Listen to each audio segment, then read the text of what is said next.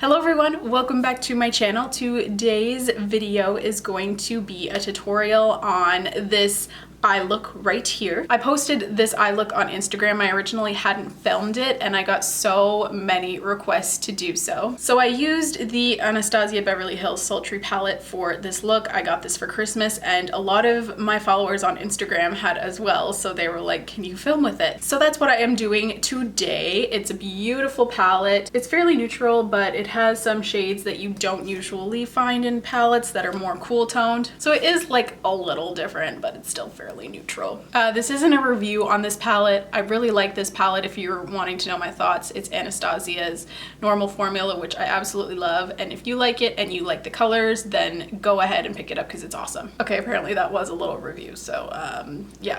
So this is the look here. It's a really smoky, pretty bronzy halo eye with a little pop of glitter. In this video, I really go in depth with the technique of creating a halo eye. I really wanted this to be a helpful tutorial for creating an eye look because I get so many requests. So yeah, if you want to see how to achieve this eye look with the Sultry palette, then just keep on watching. Alrighty, Roo, let's get started. If you know where that's from, you're my best friend. The first shade I'm gonna go into is, oh crap. First shade I'm gonna go into right now is Birch. I'm dipping into that with a really fluffy brush. This is a Morphe E27. It's my favorite large fluffy brush. So I'm just picking some of that up on the brush and I'm just working it into my crease and taking it upwards. I want this to kind of be my transition shade and to peek through all of the darker colors. So I'm just picking some up and I'm just placing it into my crease and then working it upward. These shadows are so easy to blend, so I have no problem applying them to the crease and then buffing them upwards. Okay, next we're gonna go right into a deep shade. I'm going to go into this shade here called Dystopian. And I'm gonna take it on a smaller pencil brush. This is a Morphe E18. And what I'm gonna do is just take a little bit because it's a very pigmented shade and I'm just going to apply it to the inner corners. And then I'm also gonna apply it to the outer corner. Don't worry if it's not too pigmented just yet, that's fine. I'd rather take a little bit and work and build it up than to apply too much right off the bat. And then I'm just going to take whatever's remaining on the brush and just kind of connect it in my crease. Then I'm grabbing a smaller blending brush. This is a Morphe Y18. It's bigger than the pencil brush that we just used to apply the product. But it's smaller than that huge fluffy brush that we first used. I'm gonna go into Birch again and I'm just going to run over the edges of that crease shade. Then I'm also going to dip into that dark shade Dystopian, just a tiny bit of that shade, and I'm just going to run it just above the harsher line just so we can blend it out. Sometimes what I like to do with really pigmented shadows like these are when I pick it up on the brush, obviously I tap off the excess like I would with a normal shadow, but then I also take some of the product on the back of my hand and just kind of dab it. So you can see that quite a bit of pigment came off even though I tapped it off. And that way you won't get into the problem of having applied too much. So again, I'm just working this and blending it out. And then I'm going in with the first brush we just used and a little bit more of Birch, and I'm just going to go over this kind of messily just to make everything super seamless. Also, if this is a new technique for you and you get some dark shadow on the lid, that's fine, just leave it. Don't try and like clean it up with like a Q-tip or a makeup wipe or anything. Don't do that. We're just gonna clean it up with some foundation anyways, so it's totally fine. So avoid the center of the lid if you can, but if you don't have a tiny pencil brush and you have to use something bigger so you can't really get into the inner corners as precisely, that's fine. You can always just take it over the lid and be a little messy. It doesn't really matter. Then I'm gonna take this light cream shade called Fresh and I'm just going to take this on a Too Faced all over shadow brush, just any kind of flat brush. I like this one because it's a little fluffier. And I'm just gonna take this under my brow bone. Sometimes if I take my shadow too high, I really like to use a lighter cream shade to kind of blend it back down. Okay, now for the fun part, we're gonna create the halo eye. So what I personally like to use when I am cutting my crease or using foundation to clean it up. Some people use concealer. I don't personally like using concealer because I don't find it's tacky enough. Most of the time when I'm applying a foundation or concealer to my eye, it's because I want to apply a shimmer shade on top, and I just find that something that stays really tacky is the best option. It really gives something for the shimmer shades to stick to. So my personal favorite is the Ordinary Coverage Foundation. So I just take a little bit on the back of my hand and I go in with my Stilazzi Mini Definer S206 brush.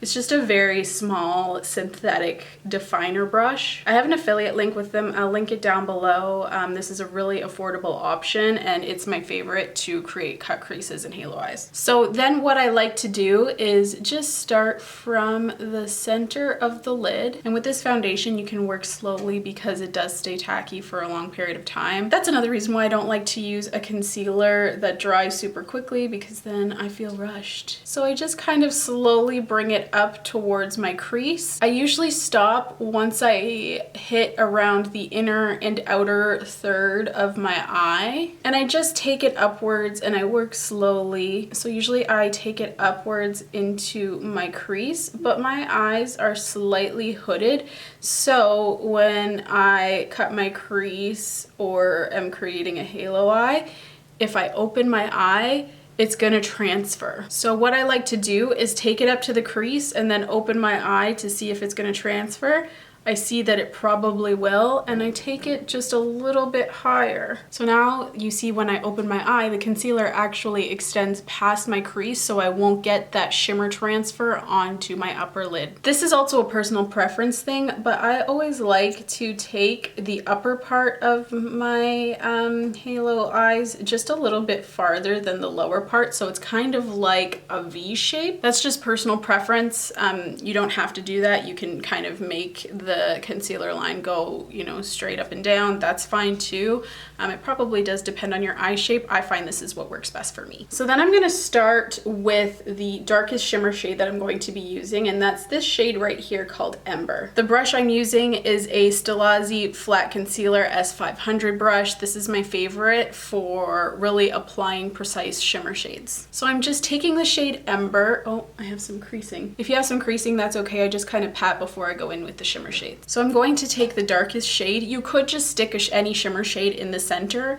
I kind of like to make a gradient because it really gives that pop effect. So I'm just going to take the shade Ember and I'm going to apply it to the inner corner, just beside that dystopian shade that we had originally used. And I'm also going to apply it to the outer corner on the concealer in the same way. So now I'm going to take the same brush in a shade that's a little bit lighter. This one right here, it's called Teak. And I'm just going to flip the brush over. So I'm still using the same Stilazzi brush. And I'm just applying that Teak shade, kind of overlapping Ember, but bringing it a little closer to the center. And now as you can see, there's a little strip down the center that is still free of shadow and just has the concealer poking through.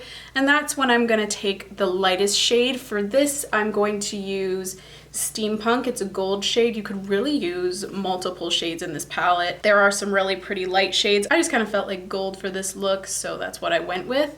And I'm using, again, the same brush, and I'm just applying it to the center of the eye.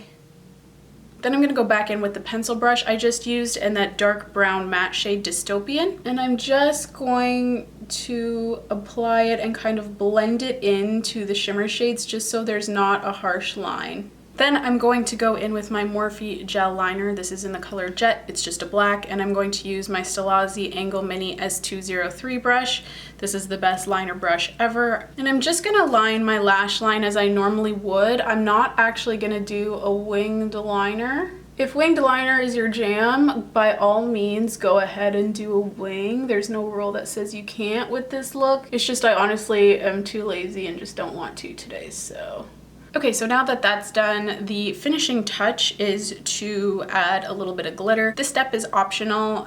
You don't have to. I personally really like how it defines the halo portion of the eye. For this, I'm going to use the Urban Decay Heavy Metal Glitter Liner. This is in the shade Midnight Cowboy. You don't really have to use a glitter liner. You could use like a cream shadow that you have and just a tiny brush, or if you have a gel liner that's in a lighter color that kind of matches the look, you could use that, or you could just leave it how it is because it is a pretty eye on its own. So I just kind of outline where the shimmer and matte shades meet. So kind of where I place the concealer, where I like cut the crease. I just find it adds a little more definition to the look. It kind of defines the separation between where we cut the crease and like the matte smoke that's around it. Okay, so I'm just gonna head off camera and do my face makeup, my foundation and concealer. I'll be right back and we can finish up the eyes. All right, so I am back. I just put my face makeup on. I used the Too Faced Born This Way foundation in the shade Snow, and I mixed in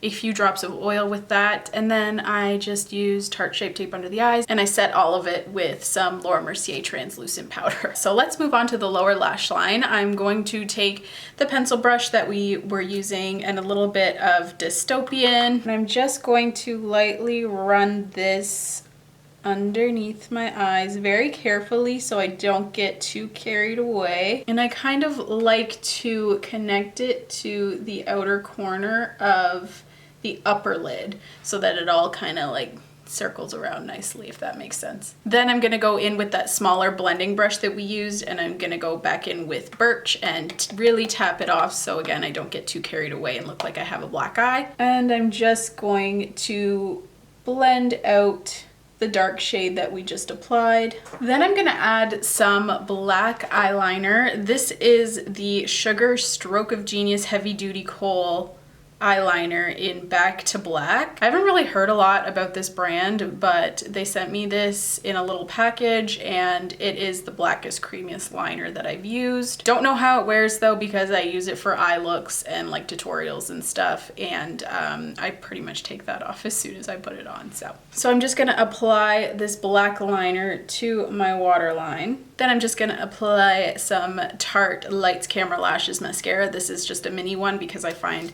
I don't go through large mascaras very quickly, so I usually get samples and just use those. So I'm just applying this to my top and bottom lash line. You don't have to go crazy because, well, if you want to, you can, but I'm gonna apply false lashes, so I don't like to make my natural lashes too clumpy. And I'm also going to apply it. So I also put some on the lower lash line. I just couldn't talk while I was doing that because I really have to focus apparently. And then I'm gonna apply false lashes. I know I'm not gonna be able to do this on camera. I don't think I've ever done it successfully, but for lashes, I'm going to use the House of Lashes Foam Ink collection. This is in the style Posh Noir with my House of Lashes black lash glue.